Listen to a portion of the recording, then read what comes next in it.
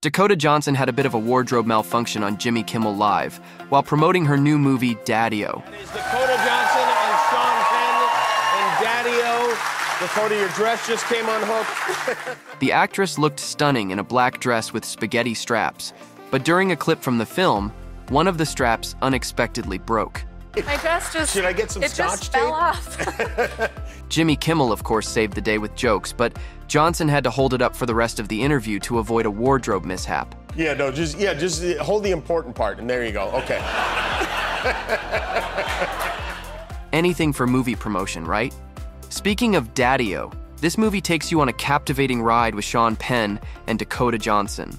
Penn and Johnson are the only two actors in the film, which revolves around an intimate and intense conversation between two strangers in a taxi. You are my last fare of the night. They discuss everything and reveal secrets they might not tell many others in their lives. Let's talk about the shit. Let's talk about all the shit. Okay. All right. Penn's character quickly figures out that the passenger's friend is a married man, significantly older than Dakota's character. What unfortunate decisions led Dakota's character to an affair with a married man?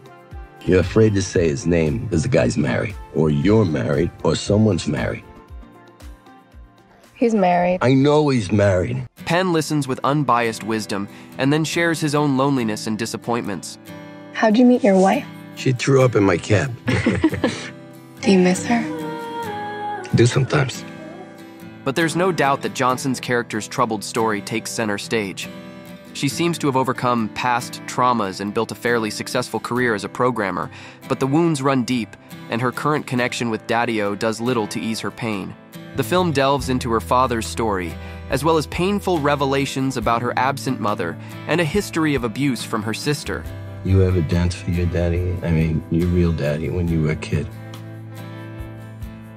No. And want to know what kind of drama was happening in Dakota Johnson's own life? Stay tuned for the next part of this video to find out. Her parents are wild living stars Melanie Griffith and Don Johnson, whose addictions and marital strife couldn't help but scar her childhood. No, there are times when I wish I had, like, really cherished my teen years. And Yeah, that's I a grew good up one. really quickly. Yeah. Dakota Johnson, born in Texas and raised nowhere in particular, was destined for an unconventional life. Her parents were on filming locations for long stretches of her childhood, and Dakota tagged along. But she didn't just grow up on the sets of famous movies and TV shows, she also had to somehow study there. Young Johnson can't count the number of schools she attended, a few months here or there, or the number of childhood friendships that sadly slipped away. Add her parents' addictions to pills and booze, her dad's notorious womanizing side gig, and mix it all with growing up in the public's eyes. You'll get a cocktail that resulted in her attending therapy at the very young age of 3. Young Dakota had to deal with her parents' separation and their well-publicized struggles. I was so consistently adrift and perplexed, I didn't have an anchor anywhere.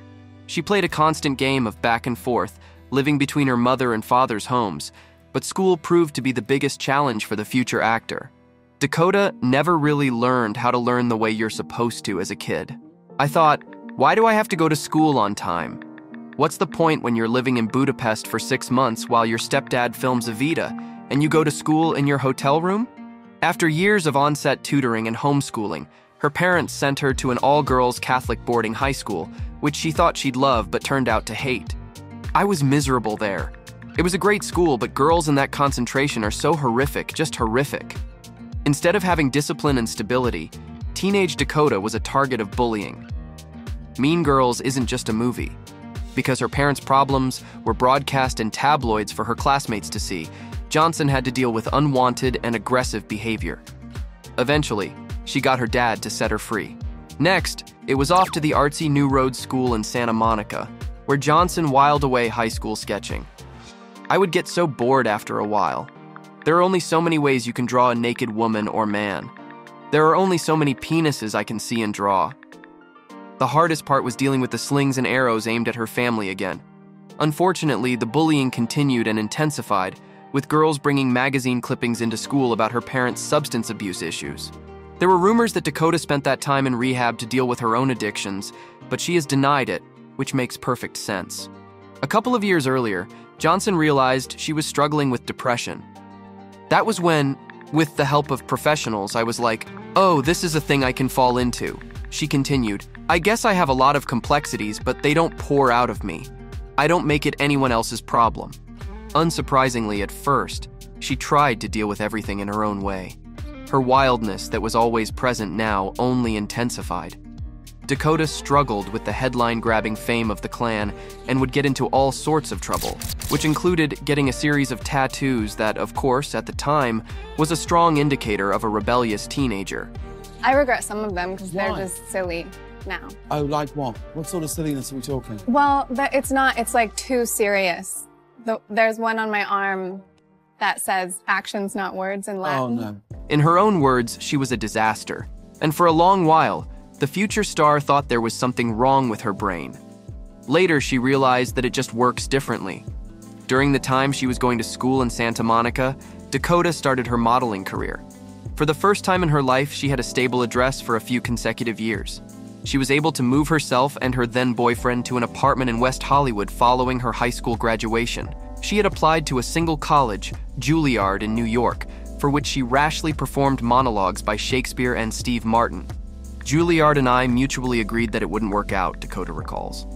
Back in Los Angeles, she began auditioning, and a break came when she booked what turned out to be a memorable cameo as Sean Parker's Stanford one-night stand in The Social Network. She studied ballet until age 16, but always imagined a career in acting. "I thought, this is just what my family does," she said. "It's like, my dad's a lawyer, so I'm a lawyer. Except that it doesn't usually work that way." Dakota decided to go into showbiz by herself, without the influence of her family. Tippi Hedren, her grandma, famous for Hitchcock's The Birds, allows for the possibility that it's the genes. Yeah, she was encouraging, and she's, she's always been really honest and firm about standing up for yourself. However, she didn't push Melanie into films, and Melanie didn't push Dakota, saying, "I think neither of us is the type to push."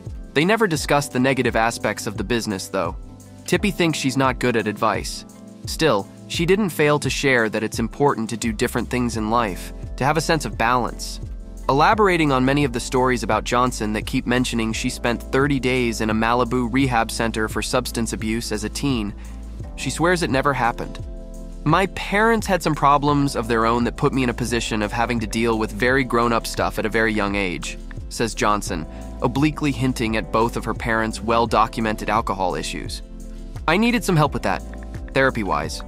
And in turn, as a child, you trust someone, and then they fuck you over." Given all that, why would she follow her parents into the family business? Dakota thinks there's a part of her that feels like there is nothing else she can do. Convincing herself that she is good at what she does took some time. Finally, she began to pursue the world of make-believe in 2008, but a lack of experience and a case of famous daughter syndrome amounted to a self-sabotaging spree. "I was 18 and I would freak out, a part of me that really didn't know if I was capable." Comedy saved her. Leslie just broke my dress. Okay, so, well, it's not like nobody here hasn't already seen my boobs. 2 years later, she found herself auditioning for Judd Apatow. Dakota came in to read for girls and was amazing, just naturally hilarious, he said. Unfortunately, they didn't have a part for her, but she made a big impression. At the time, Apatow's friend Nick Stoller was looking for someone to play Audrey, Jason Segel's manic, way too young girlfriend in the 5-year engagement. It is precisely the complexities that came with the wild and hectic childhood that has propelled her forward in her career. For instance, in the 2020 film The High Note, Johnson stars as Maggie, an overworked personal assistant to Grace Davis, played by none other than Tracy Ellis Ross. Her character is so emotional and so open, but Johnson didn't want her to get totally blown over by the wind. I think, especially for women, it's such a hustle all the time. Maggie's vulnerable, but it never stops her from going for the thing that is the most important to her. While her co-star in the film, Ross, told the magazine that Johnson knows where she is and who she is and isn't afraid to speak up, she wasn't always this assertive. She always wanted to have her craft, her artistry, and her ideas respected and tossed around. Dakota wanted to be part of the process. It turns out dreams do come true, as the actor began engaging more in producing movies. Johnson will serve as an executive producer on several films under Tea Time Pictures, a company she herself co-founded. Despite success on the big screen, Dakota Johnson sometimes still feels like she's figuring things out. Sometimes my life can feel so suffocating, like I don't have a handle on it at all. But I have such an obsession with making movies that I probably will always do that. As for the press and the pressures of fame, she revealed there are some days when she can do her thing and be out in the world. And then there are other days when it's totally not okay, and she wants to crawl into a hole and die. However, as she's matured, Johnson has, quote, learned to be comfortable with my life being in constant flux. And that's all we have for you today. How would you feel with a roller coaster of a childhood Dakota had?